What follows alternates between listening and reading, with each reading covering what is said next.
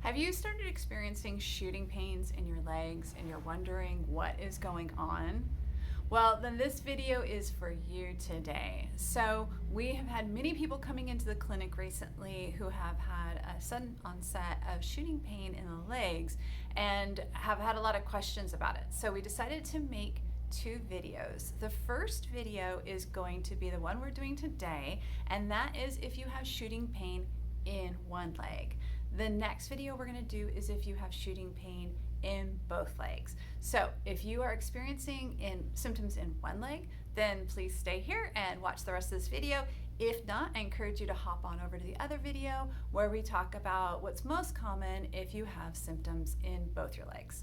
All right, so if you have shooting pain that just started in one leg, the most common causes of that are either sciatica or compartment syndrome.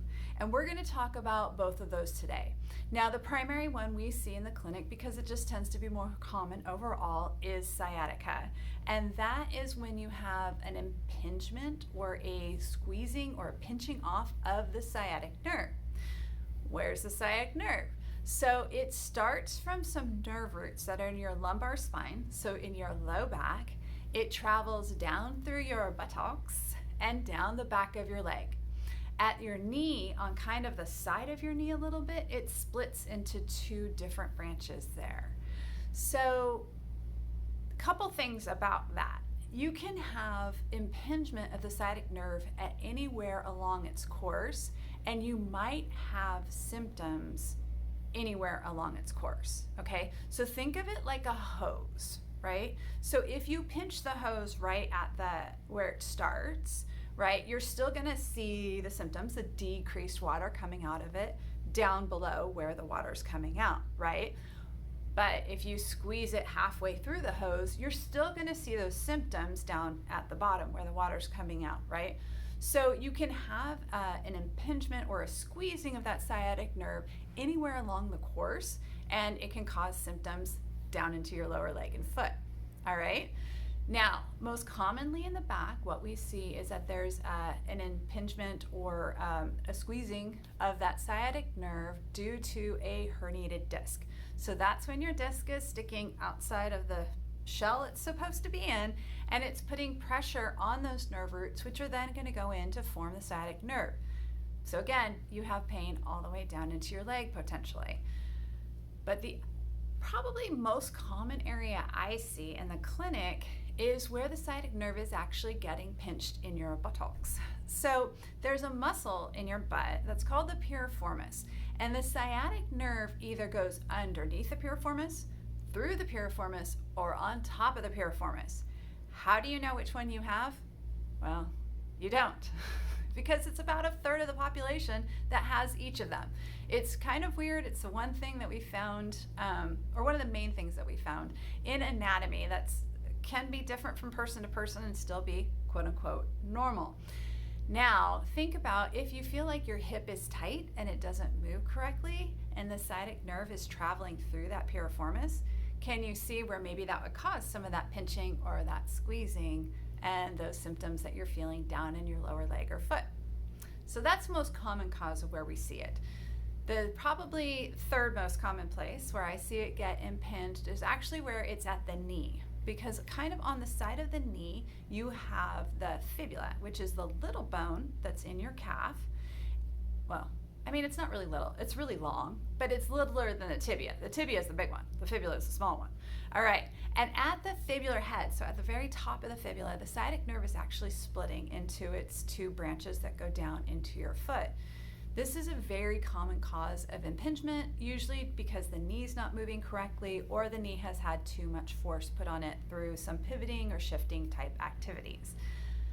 So, how do you know where your sciatic nerve is getting impinged? That's a really difficult question, but that's where you need a specialist physical therapist to come in and help you.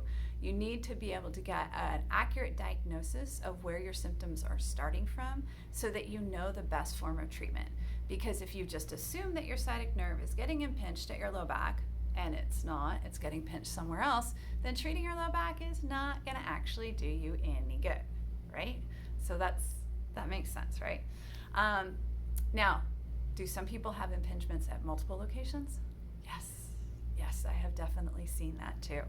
So that's why we do a full evaluation, because we want to figure out where your sciatic symptoms are coming from, and that determines the treatment plan from there. So that's why it's really important to get that specialist evaluation so you know exactly what it is you're treating, because sciatica, hopefully you understand by now, can be very different for each person in how it's presenting and what is actually causing it. All right, but how do you know if you have sciatica? Well, you have pain down the back of your leg. I have some patients come in and tell me that they have sciatica, but their pain is clearly in the front of their leg. Now, there are nerves in the front of your leg, and they may be getting pinched, but that technically is not sciatica, because sciatica is the nerve that runs down the back of your leg to your knee on the side where it splits into those two branches, okay? So if you have pain in the front of your leg, then you have something else going on, and we can do another video about that. All right, a lot of people, when they start having symptoms, experience it as a jolt or like an electric shock, or they feel like a lightning bolt is going down through their leg. However, there are some people who have like a numbness and tingling, which can vary in intensity. Some people have really, really intense numbness and tingling, especially if they're in certain positions, whereas other people experience just kind of a lighter numbness and tingling that's unrelenting based on positions. So the presentation can be very different, and it doesn't necessarily correlate with the damage that's been caused to the nerve. It's just that it's just differently irritated. That's why you get the different symptoms. So you can have a light numbness and tingling all the way down the nerve. You can have an electric jolt traveling all the way down the nerve, or you may just have one aspect of the nerve being affected. So you may just have symptoms in your low back and butt. You may not have symptoms down into your foot. If you only have symptoms in your low back and your butt, that's actually really good. And I definitely encourage you to get that treated as soon as possible, because if you don't, what happens? It travels down the nerve, and then you start having symptoms into your foot.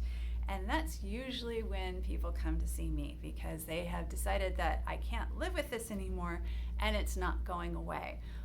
But if you start treating it initially when it's more recent onset, it's a much quicker recovery time. And that's true pretty much with anything, that the sooner you start treating it, the quicker the recovery time is going to be. If you live with it and see if it's going to go away for 6 months, it's going to take longer to treat it. It's going to take longer to get it to go away, because your body has become adapted to that. So now we have to deal not only with the original problem, but with how your body has adapted to keep you moving forward and doing the things that you want and need to do in your life. Now, a lot of people will say that their sciatica came on overnight. So occasionally that can actually happen, where you get a herniated disc that all of a sudden puts pressure on the sciatic nerve, and then you just get those symptoms overnight, or you're bending over in the shower to pick up the soap or something like that. But I want to really emphasize the fact that usually our bodies do not have anything that happens overnight. It's a process. The disc has worn out, the hip has gotten tight, the knee has not been rotating correctly.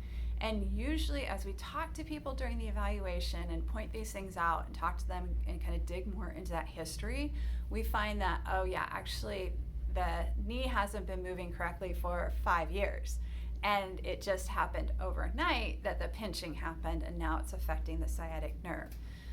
So again, keep track of these things with your body. If you start to notice you're getting some stiffness, maybe in the morning you get up, it's a little bit hard to bend over and put your underwear on, or your knee doesn't bend as well when you're going up and down stairs, start noticing these symptoms now before it becomes a sciatica, because it's way easier to treat the earlier we try to treat it.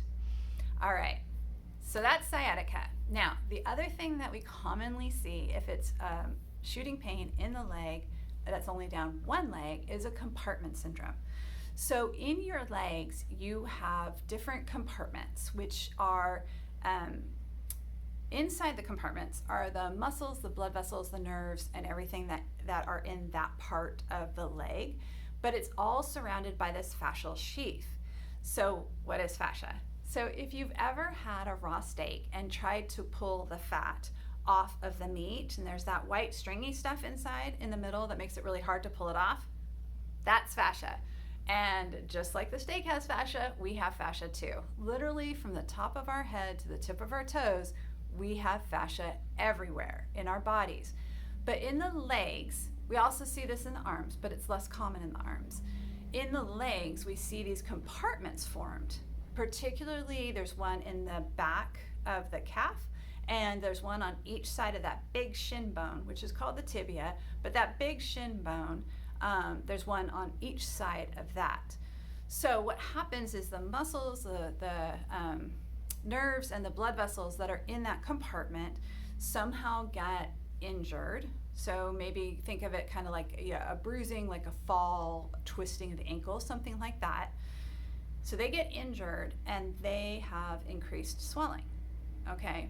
But what can happen is that can become a stagnant area over time.